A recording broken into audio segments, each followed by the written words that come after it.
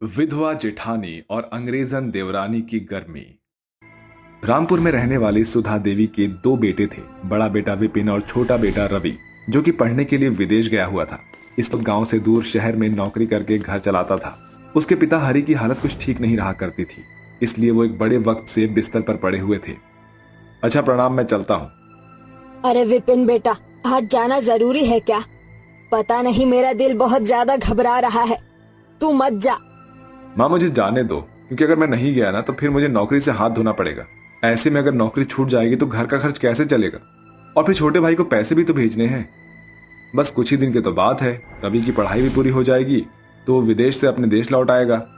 फिर हम दोनों भाई मिलकर अपना काम करेंगे। अच्छा ठीक है, मैं चलता हूँ। विपिन की मजबूरी थी कि वो एक दिन भी घर पर नहीं ठहर सकता था, क्योंकि जिस तरह से गरीबी में विपिन का परिवार गुजर रहा था वो उन्हें उस गरीबी से निकालना चाहता था। क्योंकि बचपन से वो ये देखता आ रहा था कि उसकी माँ सुधा कैसे अठन्नी चवन्नी बचाने के लिए अपने बदले के राशन से पैसे बचाती थी। तब जाकर कहीं उसने विपिन को पढ़ाया और होशियार होते ही विपिन ने घर की जिम्मेदारी उठा ली और रवि को पढ़ने विदेश भेज दिया। मगर किसे पता था कि उस रोज विपिन कभी ना लौटने के लिए घर से निकला था। विपिन जिस ट्रेन में सवार होकर शहर के लिए निकला था, उस ट्रेन का बड़ा हादसा हो गया और विपिन की मौत हो गई। ऐसे में सुधा देवी के घर में दाने दाने पर आफत छा गए। हे भगवान, आखिर तू हम जैसे गरीबों के साथ ही ऐसा क्यों करता है? मेरे बेटे को अपने पास बुलाकर आखिर तुझे क्या मिल गया? चुप हो जाइए माँ जी। अगर विपिन आपको ऐसे रोते हुए देखेंगे तो उनकी आत्मा को शांति नहीं मिलेगी। 2 दिन बाद रवि देवर जी आ रहे हैं, फिर सब ठीक हो जाएगा। 2 दिन बाद रवि के साथ विदेश से एमलिया भी उसके साथ इंडिया आ गई। उस समय पूरे गांव में गर्मी पड़ रही थी। हर घर में रहने वाले लोग अपने चौखट पर बैठे बस एमी के छोटे कपड़ों पर ही झांक रहे थे, जिसे देखकर एमी बुरा सा मुंह बनाकर बोलती है, रवि, ये तुम्हारे गांव वाले मुझे ऐसे क्यों देख रहे हैं? कभी लड़की नहीं देखी क्या? एमी ये गांव है, यहाँ लोग ऐसे छोटे कपड़े नहीं पहनते हैं, इसलिए सभी तुम्हें देख रहे हैं। देखो वो घर आ गया हमारा। रवि का छोटा सा घर देखकर, जिस पर छप्पर की छत चढ़ी हुई थी, और टूटी फूटी दीवार देखकर विदेश से आई एमी कहती है, oh God Ravi, I can't believe तुम इस घर में रहता है। रवि, ये लड़की कौन है? माँ ये एमी है, मेरी पत्नी और आपकी बहू। इसके बाद रवि एमी को लेकर घर के अंदर आता है। तभी एमी अपने विदेशी होने की झूठी ऐंठ झाड़ना शुरू कर देती है। ओह गॉड, कितनी गर्मी है। रवि, मैं यहाँ नहीं रह सकती। यहाँ तो एक एसी भी नहीं है और ये पंखा भी मर मर कर चल रहा है। अपनी विदेशी देवरानी को गर्मी से परेशान होता देखकर बबीता उसे अपने हाथों से बनाई पंखे से हवा करने लगती है। एमी, ये गांव है, इसलिए यहाँ बिजली आती जाती रहती है, इसलिए ज्यादातर यहाँ हाथ पंखा ही काम आता है। बबीता काफी देर तक एमी को पंखा हाँकते रहती है। ऐसे ही दिन बीतते जाते हैं। घर के बिखरे बुरे हालातों को देखकर रवि ने ठान लिया था कि वो गांव में रहकर काम करेगा और अपने परिवार के पास ही रहेगा। बहुत जल्द रवि को भी काम मिल गया। देखते देखते गर्मी और ज्यादा बढ़ गई। ऐसे में एमी चिढ़कर अपनी सास और जेठानी पर चिल्ला पड़ती है, हे यू ओल्ड लेडी, मुझे मेरे कमरे का फैन चेंज चाहिए, समझी? बिकॉज मुझे तुम दोनों गरीब सास बहू के जैसे गर्मी में रहने की आदत नहीं है, समझी? एमी नए पंखे की फरमाइश सुनाकर अपने कमरे में चली गई और सुधा सोच में डूब गई। हे भगवान, ये रवि विदेश से कैसी निकम्मी बहू लेकर आया है। जब देखो कुछ तो कभी कुछ फरमाइश करती रहती है। अरे बबीता बहू, मेरी तो कुछ भी समझ में नहीं आ रहा है। अभी हाथ में एक भी चवन्नी नहीं और इसे एयर कंडीशनर पंखा चाहिए। कुछ ही दिनों में बबीता एमी के घमंडी स्वभाव को भाप चुकी थी, इसलिए बबीता जानती थी कि अगर एमी की फरमाइश पूरी नहीं हुई तो वो कुछ भी कहने में नहीं सोचेगी।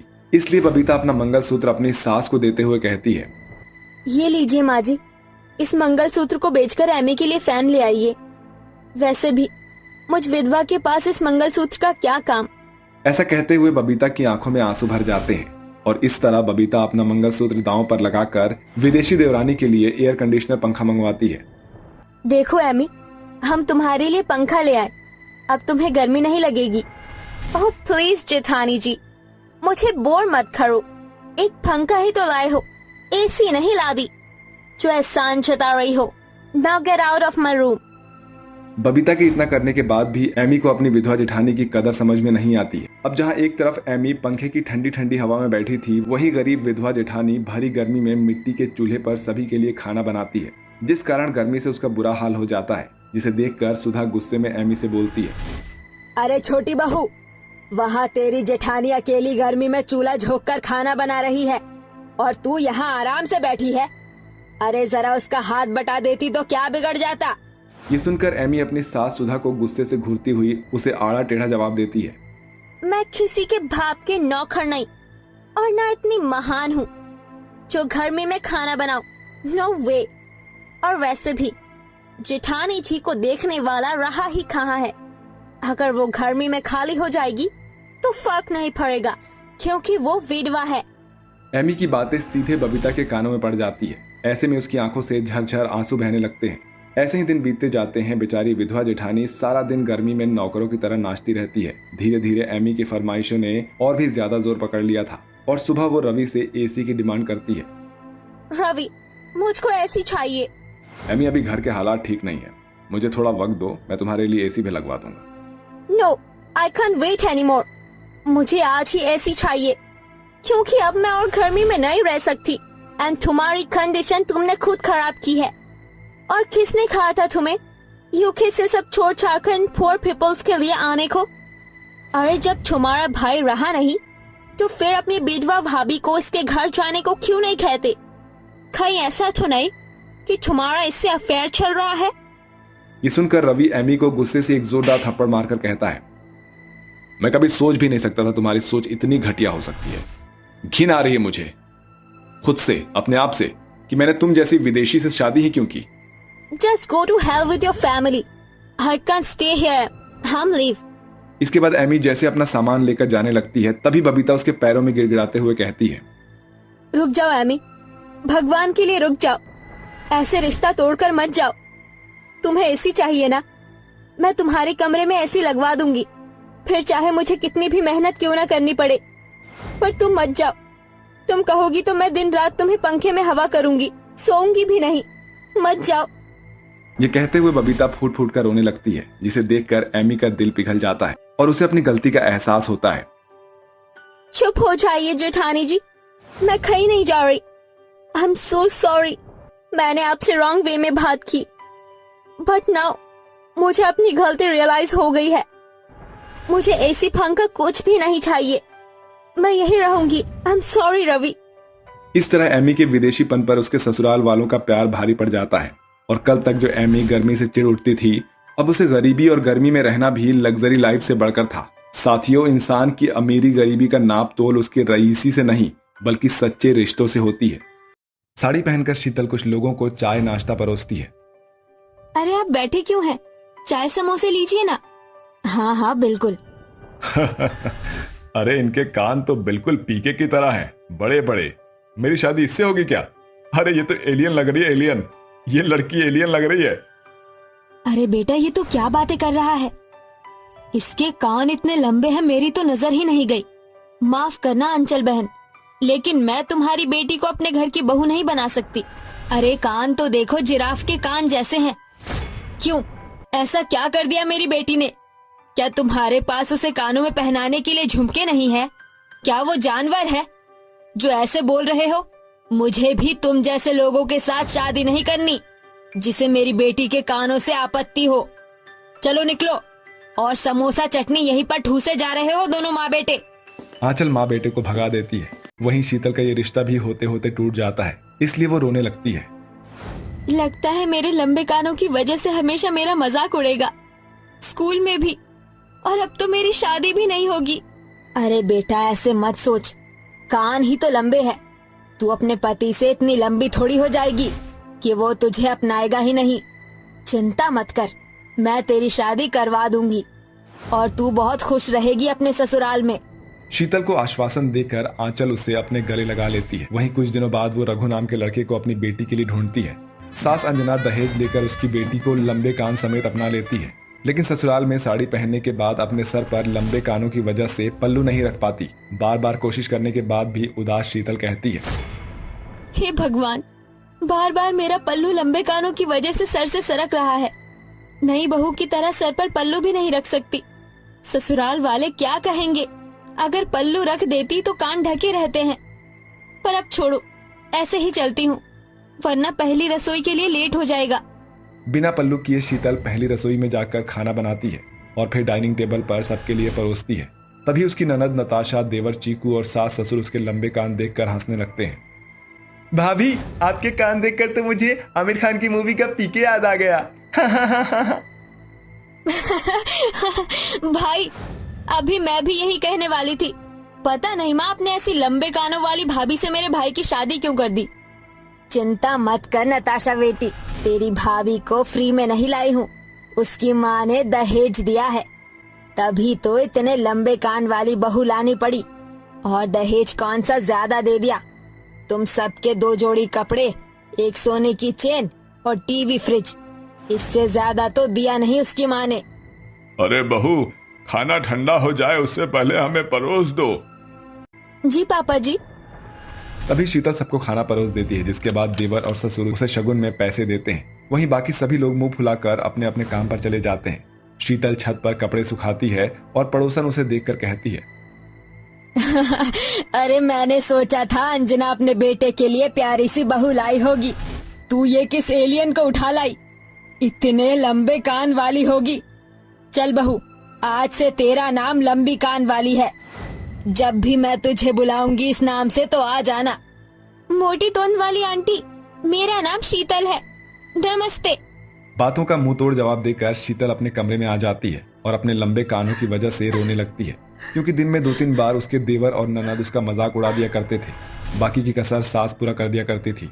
रोज रोज अपना मजाक बनता देख शीतल से और सहा नहीं जाता और वो अपने कमरे में बहुत रो रो कर कहती है, हे भगवान, आपने मेरे साथ ऐसा क्यों किया, मुझे इतने लंबे बड़े कान क्यों दिए हैं, हर कोई मेरा मजाक उड़ाता है।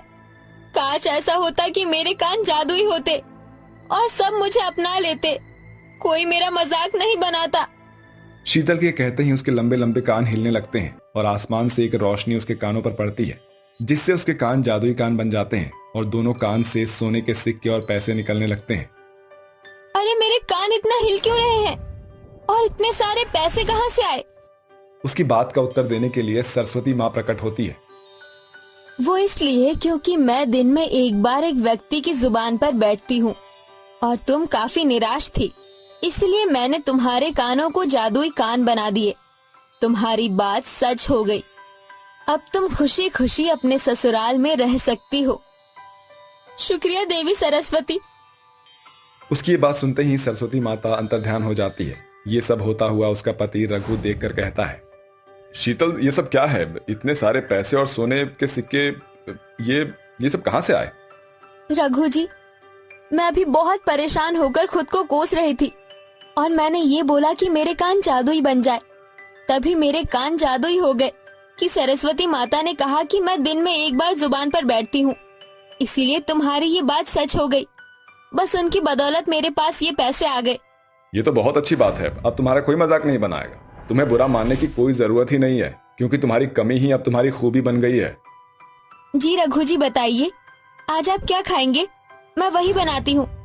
भाभी आप भैया की पसंद पूछ रही हो तो मेरी पसंद भी जान लो। आज मुझे पिज्जा खाना है और चीकू को बर्गर और माँ पापा दाल मखनी नान खाएंगे, तो ये सब आप आज झटपट बना देना, भूख लग रही है। चिंता मत करो नताशा दीदी, मैं सब बना लूंगी। तभी शीतल रसोई में जाकर कहती है, सबका मनपसंद खाना बनाते बनाते मुझे काफी वक्त हो जाएगा, इसलिए हे मेरे जादुई कान, सबके पसंदीदा पिज्जा बर्गर दाल मखनी और छोले भटूरे बना दो। उसके कहते ही जादुई कानों से सारा खाना प्रकट हो जाता है, जिसे खाकर घर के सभी लोग खूब तारीफ करते हैं। अरे वाह भाभी, क्या मस्त बर्गर बनाया है। भाभी मुझे तो आपका पिज्जा बनाने का स्टाइल बहुत पसंद आया। खाना वाकई में बहुत स्वादिष्ट है बहू। हाँ बहू, खाना तो बढ़िया है, ये ले मेरी तरफ से सोने का कंगन। शुक्रिया माँ जी। वक्त गुजरता है। जादुई कान हो जाने के बाद वो घर के काम बड़ी ही फुर्ती से किया करती थी, खाना भी अच्छा बनाती थी और सभी लोग उससे धीरे धीरे खुश होने लगे थे, जिससे अब उससे कोई चिढ़ता नहीं था। एक दिन उसके पति का बिजनेस में घाटा हो जाता है। उसकी भरपाई के लिए लाखों रुपए की जरूरत थी। तभी शीतल कहती है, रघु जी चिंता मत कीजिए, मैं हूँ ना, हे मेरे जादुई कान, मेरी मदद करो, मुझे रघु जी के लिए लाखों रुपए की जरूरत है। शीतल के कहते ही उसके जादुई कानों से लाखों रुपए की गड्डी जमा हो जाती है, जिन पैसों को लेकर रघु फिर से अपने नए बिजनेस की शुरुआत करता है। वहीं दूसरी ओर ननद के घर में शादी थी, जिसके लिए घर में अब पैसे खत्म हो चुके थे। परेशान अंजना को देखकर शीतल कहती है, माँ जी, आप परेशान क्यों होती है? आपको जो भी जेवर, पैसे या कुछ और चाहिए, उन सब का इंतजाम मैं करूँगी। मेरे जादुई कानों के बारे में तो आपको पता ही होगा। अरे हाँ बहू। तभी शीतल अपने जादुई कानों से सोने के जेवरात और पैसे की मांग करती है। तत्पश्चात ही जादुई कानों की मदद से वो सारी चीजें उसके सामने निकल कर आ जाती है, जिससे अंजना की सारी परेशानियां हल हो जाती है और वो खुशी खुशी नताशा की शादी कर देती है। यदि घर पर कोई गरीब भिखारी आता तो शीतल उसे अपने कानों के जरिए खाना खिलाती थी। हे मेरे जादुई कान, मुझे कुछ पैसे और खाने की जरूरत है, मदद करो।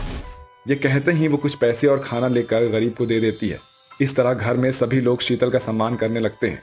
कोई भी उसे लंबे कानों की वजह से अब खरी खोटी नहीं सुनाता था। उससे अब सभी प्यार करते थे और वो अपने जादुई कानों का इस्तेमाल करके गरीब बेसहारा लोगों की भलाई किया करती थी। मंदिर से पूजा करके आकर अश्विन कहता है, अरे माँ, गोपी, आप दोनों यहाँ आंगन में बैठे हैं। ये लीजिए, प्रसाद ले लीजिए। माता के मंदिर गया था मैं सुबह सुबह, आपको बता ही नहीं पाया। आप दोनों मुझे ढूंढ रहे होंगे ना? हाँ अश्विन जी, मैं तो डर गई थी कि सुबह सुबह आप कहाँ चले गए। हाँ बेटा, तू ऐसे चुपचाप मत जाया कर, बता कर जाया कर। अरे माँ, दूसरे गांव में काम पर भी तो जाना है, आपको पता है ना, वहाँ जाने में 1 घंटा लगता है, इसलिए सुबह बिना बताए चला गया। और वैसे भी आज सोमवार था, महादेव पर जल भी चढ़ाना था, इसलिए मैं चला गया।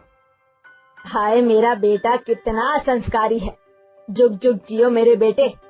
अश्विन जी, अगर आपकी पूजा पाठ हो गई हो तो आकर नाश्ता ग्रहण कीजिए। हाँ हाँ बिल्कुल, अब तो मूषक कूद रहे हैं पेट में, मैं भोजन के लिए स्थान ग्रहण करता हूँ। मेरा संस्कारी नौटंकी बेटे, शुद्ध हिंदी तो ऐसे बोलता है जैसे पिछले जन्म का कोई पंडित हो। वो तो माँ मैं हो ही सकता हूँ। ये कहकर गोपी अपने पति को खाना परोस देती है और वो सभी लोग एक साथ बैठकर खाना खाते हैं। गोपी की नजर कभी कभी उसके लिए गजरा लेकर आता था और उसके बालों में लगाया करता था, तो कभी थक जाने पर उसके पैरों की मालिश कर दिया करता था। दोपहर को गोपी धूप में अपने कपड़े सुखा रही थी कि तभी अश्विन उससे कपड़े छीन कर कहता है, अरे प्रिय, तुम बैठो, इतनी धूप में तुम कमजोर होती जा रही हो, इतना सारा काम क्यों करती हो? थक गई हो ना? बैठो, मैं तुम्हारी मदद कर देता हूँ। अरे आप क्यों इतना कष्ट कर रहे हैं, मैं कर तो रही हूँ। चुप रहो तुम, मुझे अब मदद करने दो, पूरे दिन घर का काम करते रहती हो। ठीक है। अच्छा, मुझे भी काम पर जाना है, तो ऐसा करो कि मेरा रोटी के साथ जो है ना गुड़ बांध देना। पर अश्विन जी, आज तो रविवार है, आज आप घर पर रहेंगे मेरे साथ? अरे गोपी, कभी कभी काम आ जाता है तो जाना पड़ता है ना, छुट्टी के दिन भी। ठीक है। ऐसा कहकर गोपी उसके लिए खाना बांध देती है और अश्विन उसके सारे कपड़े सुखा देता है और उसे खाना लेकर चला जाता है। अपने पति को जाते हुए देखकर वो प्यार से कहती है, मैं कितनी सौभाग्यशाली हूँ कि मुझे इतने अच्छे पति मिले हैं। दिया लेकर भी ढूंढूं तो अश्विन जैसे साथी मुझे कभी नहीं मिलते। कितना प्यार करते हैं, कितनी मदद करते हैं मेरी, और ऊपर से संस्कारी भी तो है। ओहो, तो बहू मेरे बेटे के ख्वाब में डूबी हुई है। चला जा, पापड़ बनाते हैं। जी माँ जी।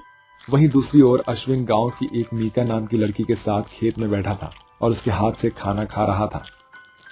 तुम्हें याद नहीं आती क्या मेरी? कितना लेट आए हो, कब से इंतजार कर रही थी तुम्हारे यहाँ पर। अरे तुम खाना बनाकर तो लाती नहीं हो, इसलिए मैंने अपनी बीवी से ही खाना बनवा लिया ताकि मैं तुम्हारे हाथों से खा सकूं उसका बनाया हुआ खाना। वैसे मुझे अच्छा नहीं लगता है जब तक तुम मुझे अपने हाथों से न खिला दो। अच्छा जी, कितना मक्खन लगाओगी मुझे? तुम कहो तो पूरी मक्खन की फैक्ट्री ले आऊं तुम्हारे लिए। मेरे लिए इतना भी कुछ करने की जरूरत नहीं है तुम्हें। वैसे एक बात बताओ, ऐसे तुम छुप छुप कर मुझसे कब तक मिलोगे? 2 साल हो गए हमारे प्यार में, अपनी पत्नी को भगाओगे या नहीं भगाओगे? उसका तो पता नहीं, लेकिन तुमसे जरूर भागकर शादी करना चाहता हूँ। वो क्या है ना कि माँ उसे घर से जाने नहीं देगी। चलो आज मैं तुम्हें थोड़ी सी पिला देती हूँ। ये कहकर मीका अश्विन के साथ अपना वक्त गुजारती है और उसे इतना पिलाती है कि वो अपना होश खो बैठता है और उसका हाथ पकड़कर घर ले आता है और नशे में अपनी माँ से बात करके कहता है, माँ देखो मैं तुम्हारी बहू ले आया हूँ, और गोपी तू भी देख ले, तेरी सौतन आई है, तेरी सौतन। अब से मीका हमारे पास ही रहेगी, आया समझ में? अश्विन, ये सब क्या है? तू तो कभी पीता नहीं था, पर आज तूने इतनी पी ली। ऊपर से ये लड़की, बहू के जीते जी तू उसके सामने सौतन कैसे ला सकता है, वो भी इस घर की चौखट लांघकर? मेरा दिल गवाही दे ही नहीं रहा कि मेरा बेटा ऐसा कर सकता है। तुम अपने बेटे को दूध का धुला समझती हो क्या, जो वो संस्कारी निकलेगा? अरे दिखावा करता है, सब दिखावा। ये तो इन 2 सालों में जान चुकी हूँ मैं। ये सब सुनकर गोपी रोने लगती है और कहती है, 2 साल से? नहीं नहीं, ये सब नहीं हो सकता। अश्विन ऐसा नहीं कर सकते, मुझे धोखा नहीं दे सकते। पर उसने तुझे धोखा दिया है, समझी गवार? अपने पति को तूने बहुत आज्ञाकारी समझा है, पर उसका असली रूप ये है कि वो मुझसे प्यार करता है और अब से मैं उसके साथ इसी घर में रहूंगी। नहीं नहीं, अब मैं ये सब और बर्दाश्त नहीं कर सकती। मैं जा रही हूँ। बहू, तू इस घर से कहीं नहीं जाएगी, समझी? ये तेरा घर है। मीका मेरी जाने मन, अब से तुम यहीं रहोगी, है ना? समझ में आया तुम्हें? कहीं मत जाना मुझे छोड़कर। मुझे ठुकराओ या मुझे प्यार करो, मैं तो नशे में हूँ, मैं तो नशे में हूँ। ऐसा कहकर वो जमीन पर गिर जाता है। फिर मिहिका उसे कमरे में ले जाती है। ये देखकर बहू अपनी सास के गले सिसक सिसक कर रोती है। माँ जी, मैंने सोचा था कि अश्विन जी सिर्फ मुझसे प्यार करते हैं और वो दुनिया के सबसे अच्छे पति हैं, लेकिन मैं गलत साबित हो गई। उनकी तो दूसरी औरत है जो इसी घर में आकर अब नाच रही है। तुझसे क्या कहूँ बहू, मेरे बेटे ने मेरे ही होश उड़ा दिए हैं ये हरकत करके, लेकिन मैं तेरे साथ हूँ। तू चिंता मत कर, माता रानी पर भरोसा रख। कल से नवरात्रि शुरू है, माता रानी से अरदास लगा, वो तेरी जरूर सुनेंगी। इसके अलावा माँ जी, अब मैं कर भी कह सकती हूँ। मैं आज माता रानी की चौकी का सामान ले आती हूँ। ये कहकर गोपी माता रानी की चौकी और पूजा का सामान ले आती है और अगले दिन साफ सफाई करके माता रानी की चौकी लगाती है। अम्बे तू है जगदम्बे काली, जय दुर्गे खप्पर वाली, तेरे ही गुण गाए भारती ओ मैया, हम सब उतारे तेरी आरती। हे माता रानी, उस औरत से मेरे पति का पीछा छुड़ा दो, मेरी झोली में मुझे वापस दे दो। मैं उनसे बहुत प्यार करती हूँ। बहू चिंता मत कर, सब ठीक हो जाएगा। ये कहकर वो जैसे ही प्रसाद बांटने के लिए घर से बाहर जाते हैं कि अश्विन मिहिका के साथ हंसते हुए आता है। डार्लिंग, तुम कितनी अच्छी हो यार। तुम भी हो अश्विन, मुझे बाहर खाना खिलाने ले चलोगे ना? और कपड़े भी दिला देना नए।